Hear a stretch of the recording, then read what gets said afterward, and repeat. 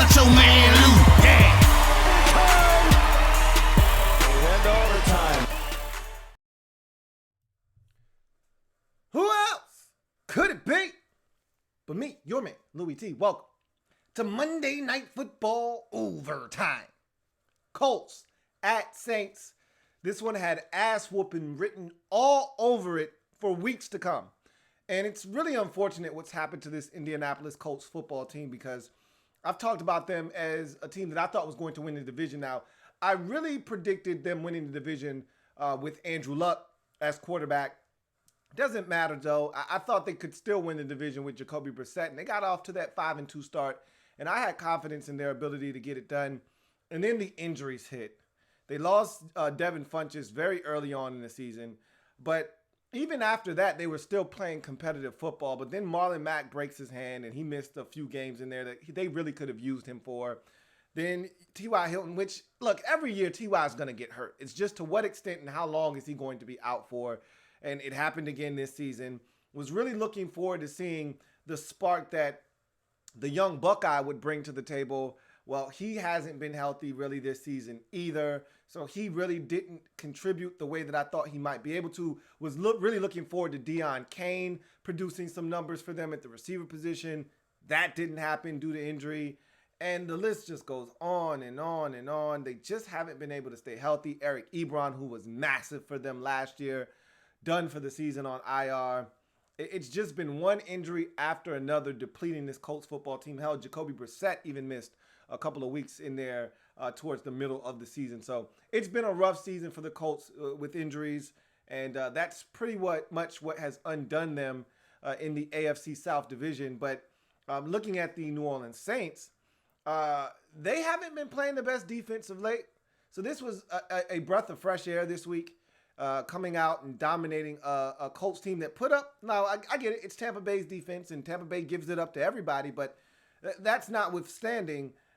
This is a Colts team that put up 30 some odd points last week, and so for them to pretty much shut them down, last time I checked, it was a shutout that they were pitching 34 to nothing the last time I think I saw it. So for them to be this dominant tonight, how many out routes can you throw to Jack Doyle with man-to-man coverage versus Demario Davis and have Demario knock it away before you say, all right, I'm going to go do something else? I mean, it's almost like on third and fourth down, I'm seeing instant replays of the last time you had a third down when you tried to go after Demario Davis and he knocked it away and you still keep trying it. And I'm like, just go why don't you just throw at Eli Apple every play?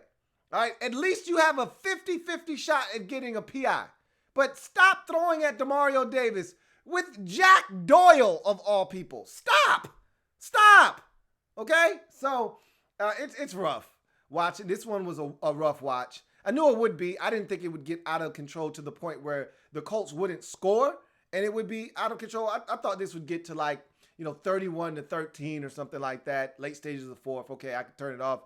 This one was an ass whooping pretty much at halftime. And I never thought the Colts had a shot before the game, during the game, and now as we head into the final stages of the game, they just never had a chance in this game. And I kind of knew that going in. But again, for the Saints, this was one of those games where you said, okay, when is Drew going to break the record? Because he needed 3 touchdowns, so it wasn't a guarantee. This hasn't been one of those seasons where Drew's throwing 4 and 5 touchdown passes in games. So there wasn't no guarantee that he would get 3 tonight. Maybe 2 and tie it, but not 3. He had 2 at halftime and had a third that was negated with the OPI. And it was really ironic because I was thinking to myself, last year when he broke the record versus the Redskins for most passing yards, it was Traquan Smith that caught the touchdown pass to do it. And it was Traquan Smith in the first half that was going to do it again. And then it was the OPI call that negated it, and it ended up being Josh Hill doing it in the third quarter. But whatever the case may be, Drew Brees breaks the record for most touchdown passes. Not really one to go, bananas with because it's between 2 active players. So, yeah, he passed Peyton Manning, who retired, but Drew Brees is now in the lead. But Tom Brady is sitting right there, 2 touchdown passes behind Drew Brees. He was 1 behind Manning's mark. So, it's not that far-fetched to think that over the next 2 weeks, Tom Brady could lead the NFL as the all-time touchdown passing leader before the season's done. So, it's one of those records where you're like, man, that's a hell of an accomplishment, but you still got company. It's not over yet. You could retire tomorrow and wouldn't hold the record when it's all said and done because Tom Brady would ultimately break that. So we'll see what happens, in terms of these two quarterbacks, these two future Hall of Fame quarterbacks, and what they end up doing down the stretch of their careers. I think Drew Brees has many more touchdown passes in him, more so than that of Tom Brady. And so because of that, I expect Drew Brees to not only own this record, but to run away and pull away from Tom Brady as he continues to play, because both of these quarterbacks, I don't see any retirement in sight. We've heard rumors of Tom Brady potentially thinking about hanging it up. Yeah, right. Tom's going to play until he can't physically do it anymore. I think I could say the same for Drew Brees. They both love the game of football, can't really imagine themselves without it right now. And so I anticipate Drew playing at least 3 more years. And same could probably be said for Tom, even though I feel like it's more like 2 for Tom, 3 for Drew, whatever the case may be. In those years, I expect more touchdown tosses from Drew Brees than Tom Brady. And to take it a step further, if Brees stays in New Orleans, which I can't imagine him not staying in New Orleans, he's got Michael Thomas. He's got guys to get the football to, whereas with Tom, you're like, yeah, this dude's there, but is there any one target outside of Edelman that you can trust? I don't know. It is what it is. Bottom line is, Drew Brees owns the record. He was dominant tonight. At one point, 20 straight completions for him. I don't know what that number got to because I stopped watching the game. I'm not going to lie to you. It got out of control. I started watching basketball. I kind of got off kilter a bit because I'm like, man, this is some trash. So at one point, he was 20 straight completions. At halftime, he was 20 of 21. I didn't even realize it had gotten that bad. But, the Colts put up little to no resistance in this football game. They couldn't do anything on any side of the football. Hell, even special teams let them down with a blocked punt. And so, yikes. I mean, it was all bad for Indianapolis in this game. And, it's kind of a fitting end to their season, knocking them out of playoff contention, even though they weren't going to make the playoffs. That ship had sailed when they lost that home game to Tennessee a couple weeks back. That was the one that pretty much did it for me.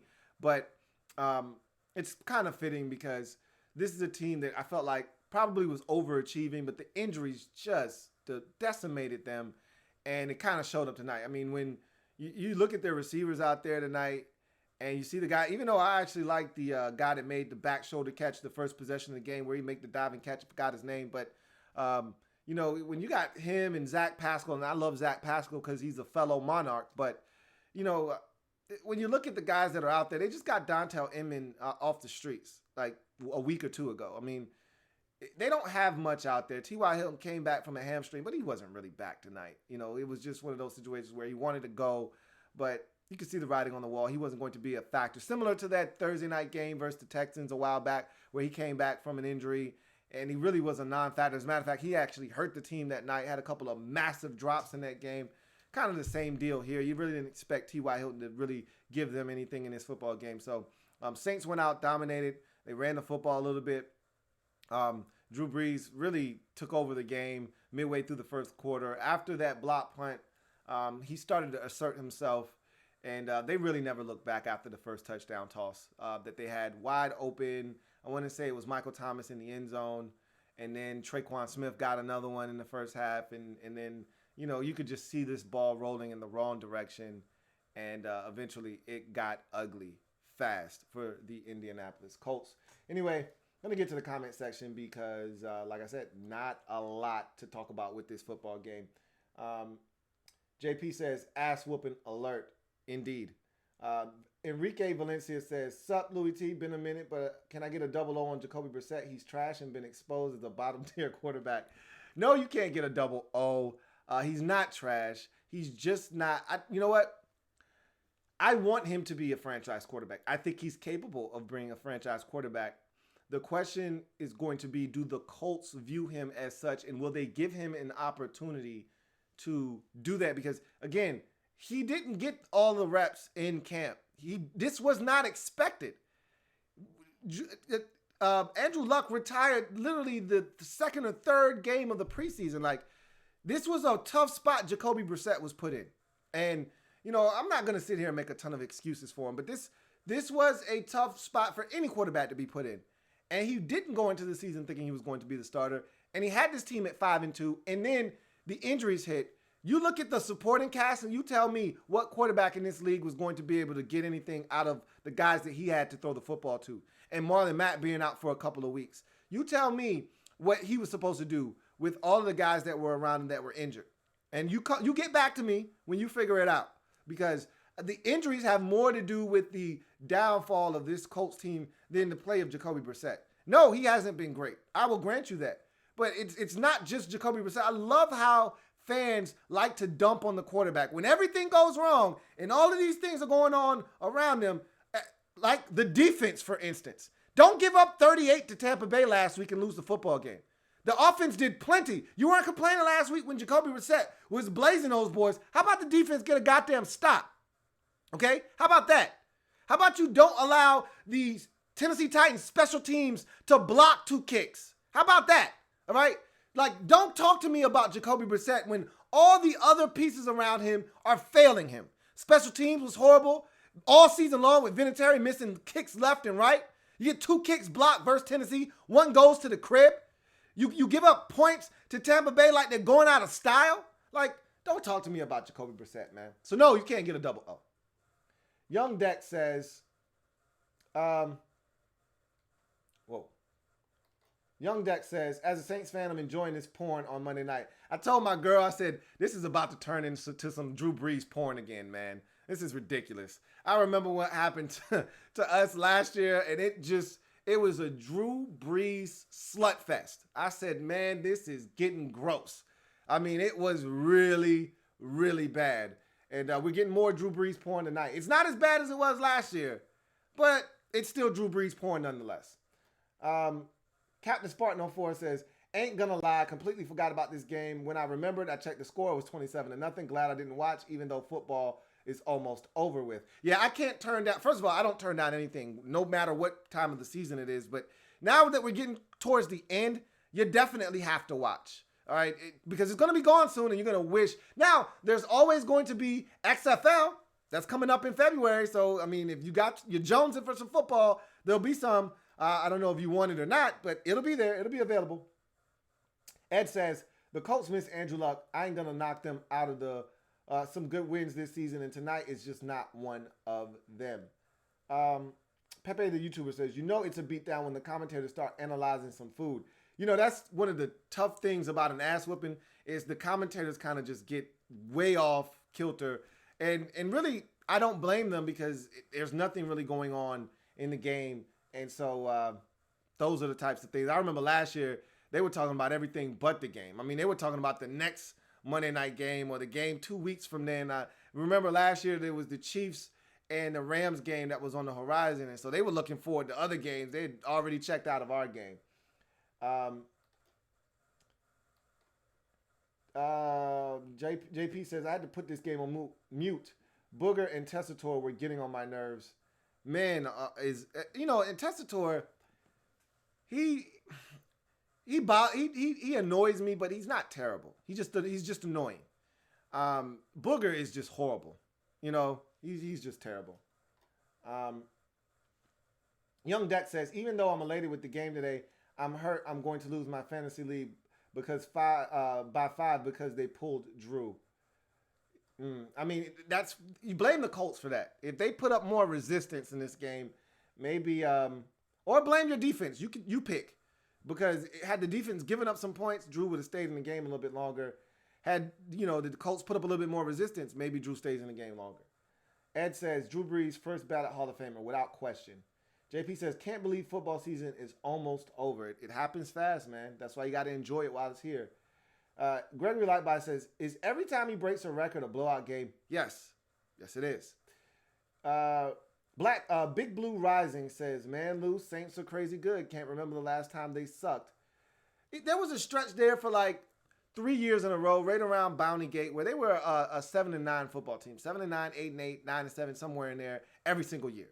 So there was that stretch there where they weren't all that great, and then, they kind of, once they got Michael Thomas, it seems like everything kind of coincided with Michael Thomas's arrival in New Orleans, that and Alvin Kamara. I think those two, once they got to New Orleans, shit just went haywire, and they started playing good ball, and they haven't looked back. So I think you could pretty much kind of connect the dots and trace it all the way back to when those guys landed in New Orleans, and the uptick in the offensive production. And more importantly, the defense has gotten a lot better. And I think the defense has gotten much better because the offense is much better.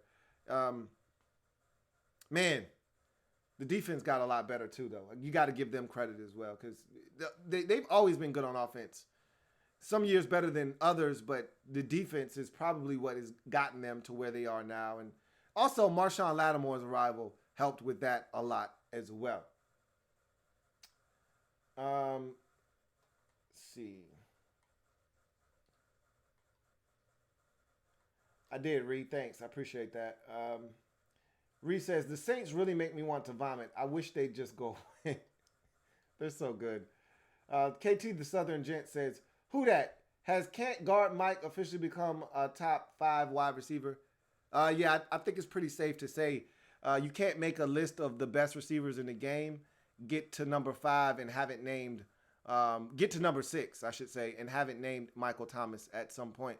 Honestly, I mean, how do you make it out of the top 3? I mean, who are your top 5 wide receivers? If you guys are out there and you'd like to compile a list very quickly for me, who's your top 5 receivers? I'd venture to say Michael Thomas might be in the top 3. I mean, how is he not in your top 3? I think the list has to go something like, Julio still has to be in there. We saw the 13 catch, 130 yard or 14 catch, 130 yard game-winning touchdown performance he had yesterday. I know that the Falcons haven't been good in the last 2 seasons, but Julio, for me, is still in that group. Obviously, DeAndre Hopkins is still in that group. I think after those 2, I think Michael Thomas has to be the next name up. Am I forgetting a guy? Because Antonio Brown used to be in that mix. Well, he's no longer in that discussion. He's not even in the league right now. So I think by Antonio not being in the league and A.J. Green not playing the last 2 seasons, essentially, I think Michael Thomas has been thrusted into the top 5 and possibly into the top 3 now. I mean, who's stopping him? I don't see anybody in the league stopping this guy. He's getting the football. He's going to break Marvin Harrison's record. Dare I say, he's a top 3 receiver in this league. I can't think of another guy to elevate over him after those first 2. And I know my man Reed's out there, and he's going to say Mike Evans. That's cool. Mike Evans is not better than Michael Thomas. He's not. Sorry. So I don't know who you put ahead of him after you name Nuke and you name Julio Jones. I don't think there's another receiver. Am I missing one? Anybody out there? Am I missing another guy that should be ahead of him? Because after those 2, I think the next guy in line is Michael Thomas. So top 5, definitely. Top 3 is the real debate for me. Let's see. Captain Spartan says, I know the Titans are going to finish 9-7. It's in their DNA. I just don't know how my Steelers are going to finish. I know we are winning versus the Jets, but now the Ravens would love to knock us out. But the Ravens aren't going to need that game. You're fine, bruh. You're fine. The Ravens won't need week 17. Now, Robert Griffin III would love to knock you out, and he'd love to prove to everybody that he deserves a starting job in this league. So you're still going to have to contend against him, but you're going to be fine.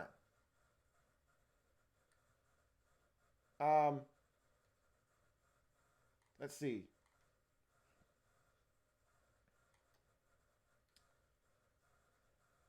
Reese says, 4 in a row, Luke. Call us butter because we're on a roll. BA is BA.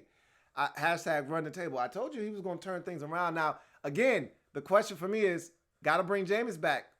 What do you say? I say you got to bring him back. I talked about it on the podcast, though. Captain Spartan 04 says, I'm assuming the Browns was a one bad game Mike Tomlin got to lose. Let's not lose to the Jets. Bell is going to try to hit his first 100 rush game against us. It's not going to happen, bro. Not going to happen. KT the Southern Gent says, how do you feel about the Saints signing Janoris Jenkins?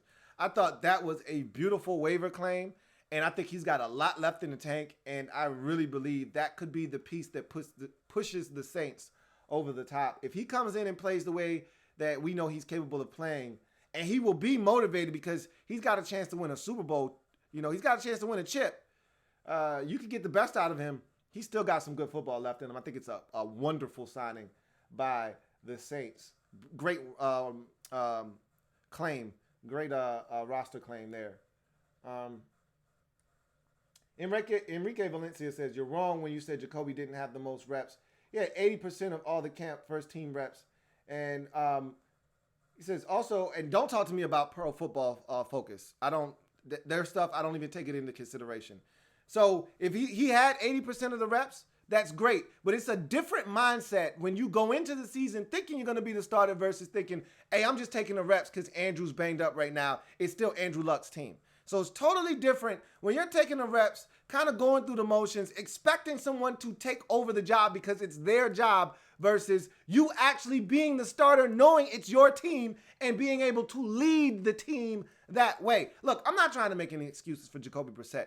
Bottom line is he wasn't great this season, but he was good enough when the parts around him were still available. When parts around him started falling down left and right, and then your defense wanted to start acting the fool, and your special teams was awful, don't talk to me like Jacoby Brissett's the only reason you're losing football games.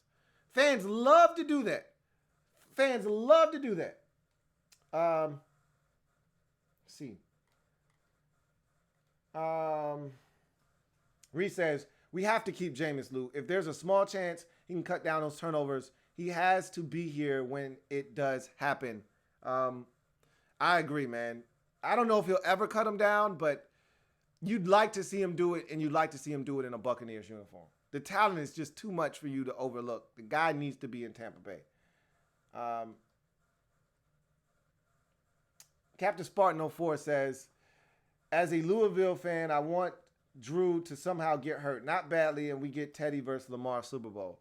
Yeah, that's crazy. Nobody wants to see a Teddy versus Lamar Super Bowl. Just delusional Louisville Cardinal fans like you would like to see that. I don't want to see that. I don't think anybody else wants to see that either. Let's see. JP says, do you think the Saints offensive line is underrated? No, I don't think it's underrated. They usually do a hell of a job protecting Drew Brees.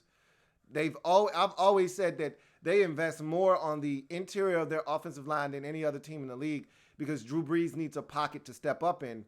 And so every time you look, they're making sure that guard to guard, those positions are solidified and fortified, and they've done that. KT the Southern Jet says, DeAndre Hopkins 1, Julio Jones 2, Michael Thomas 3, Odell Beckham 4, Mike Evans 5. It's not a bad list. I right now with Odell, the last couple of years, I don't know if I put him in my top 5 right now.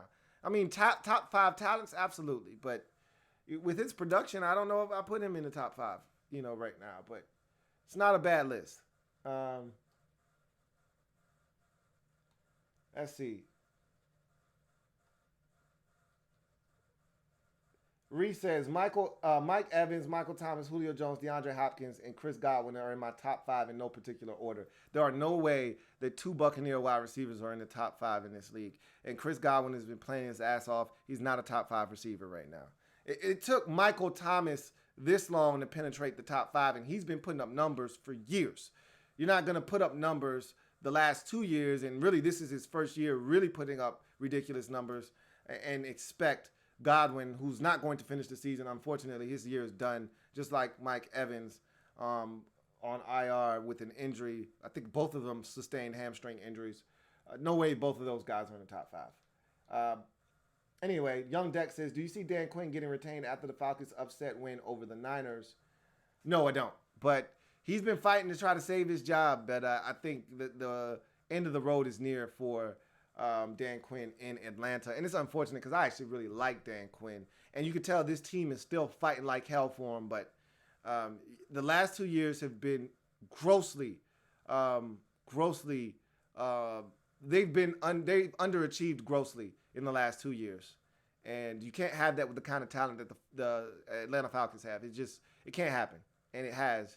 And Dan Quinn's probably going to be the guy that has to go because of it. Let's see. JP says, did you hear the Chiefs signed T. Sizzle today? Yeah, they claimed him on waivers. And apparently 3 other teams put in waiver claims, including the Seahawks, the 49ers, and the Saints. And the Chiefs were the lesser of those 4 teams, and that's why he ended up in Kansas City. Ravens, interestingly enough, did not put in a waiver claim because they knew they were the 32nd team in the league in terms of waiver claims. Because they're the best, they get dibs last, and so they figured he wouldn't get to them. So they were just waiting for him to pass through waivers, and if he did, they were going to contemplate signing him. Anyway,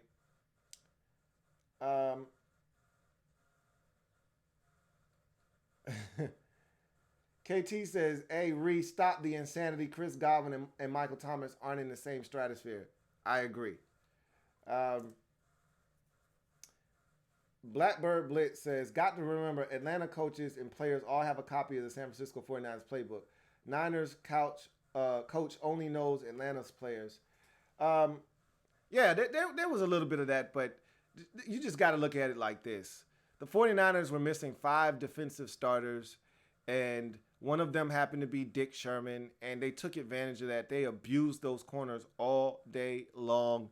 Julio Jones, kept getting the football time and time again. They had no answers. And let's be honest. The 49ers had opportunities in that game, but they just didn't take advantage of them.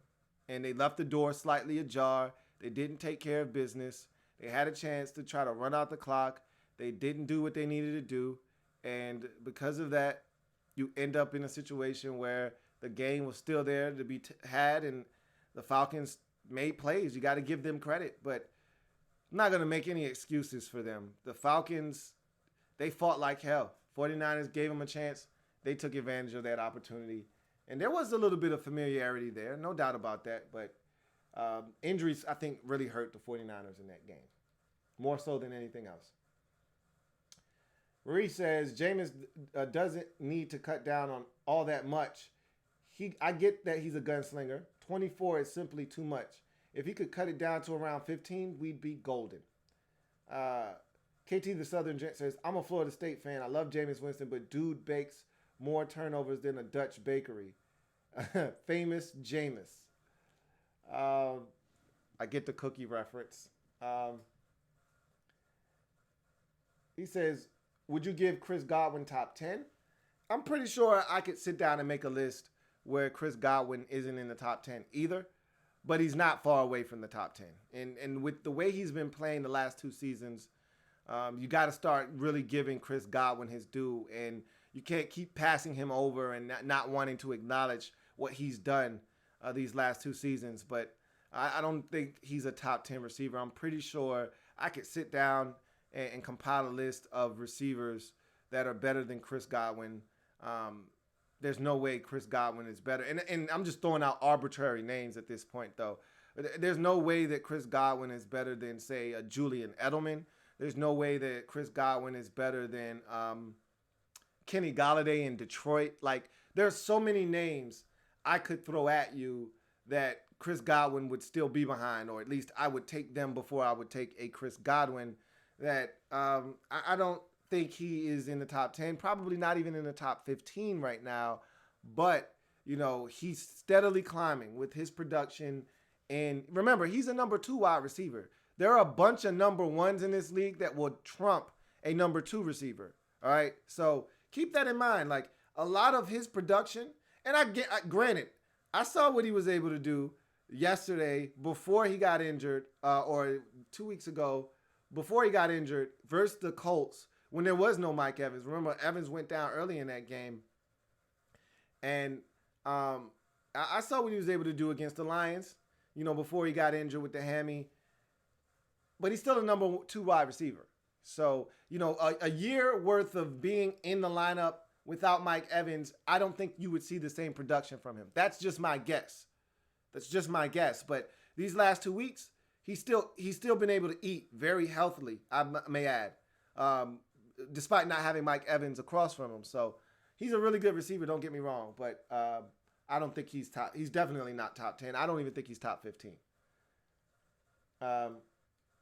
JP says, crazy to remember that Thomas was the 6th receiver taken in 2016.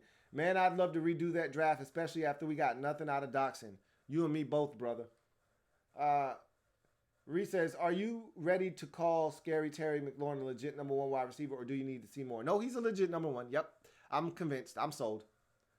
And Captain Spartan 4 says, so the past couple of Saints playoffs have ended in travesties. What's a new way you think the Saints could lose? I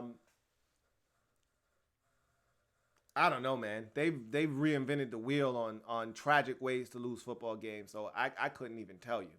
I mean, the way that they've lost the last 2 years, you wouldn't wish that on anybody, but I think if they lose this year, it'll be straight up because the NFC is so good.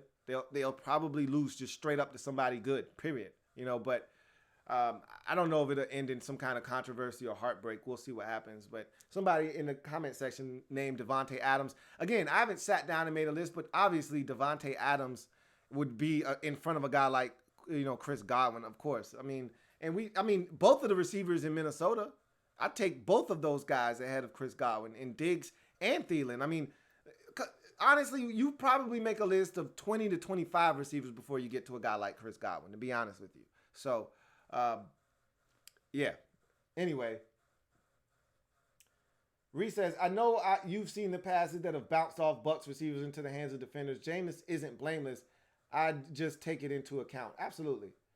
Carter Williams asking about Clinton Porter's scandal. I talked about that on my podcast. Gregory Lightbody says, most of these rookie wide receivers did better than Chris Godwin in his rookie season, not Michael Thomas, though. Yeah, like I said, Michael Thomas is going to break that record. Man, is that guy good. Man, is he good or what? And the crazy part is, he's getting it. I mean, most people out there can't even name another Saints wide receiver. I mean, I challenge most of you out there, if you're not a Saints fan or you're not a fan of another team in that division, to name 2 Saints wide receivers. Most of you can't do it. It's ridiculous. And yet, he's eating the way that he is. Nonetheless, that's going to do it for me, your man, Louie T. Thank you for joining me here on this Monday night overtime breakdown of Saints. And it really wasn't a breakdown. It was an ass beating and ass thrashing. And it was really not much to take away from this game other than the Colts are done for the season. And the Saints took full advantage of that fact. They were banged up. They came into the game banged up. And the Saints just destroyed them in every way imaginable. I don't know what the final score ended up, but it got ugly, and it got ugly fast. And the last time I saw it, it was 34-0. So anyway, that's going to do it for me, your man Louie T. I will see you guys next time. Thank you for joining me on this program. If it's not your man T, it's not the best NFL coverage it could be. You guys take care. Enjoy the rest of your night. Like this video. Subscribe to Louie T Network if you haven't already done so. Check out the Louie T Network podcast. If you haven't already done so, new episode dropped on Friday. So check that out. We'll be dropping a new episode this coming Friday as well. So with that being said, Saints take care of the Colts. Now 11-3 on the season. Still in 3rd place behind the Green Bay Packers. They've got a massive showdown on Monday Night Football. They're saving the best potentially for last on Monday Night Football as we get the 11-3 Green Bay Packers at 10-4 Minnesota with everything on the line in the NFC North division. Should be a dandy. Stay tuned for that. So, in the meantime, I'm your man Louie T, signing off. Thank you guys for joining me. Till next time, you guys take care. Stay blessed. Louie T Network.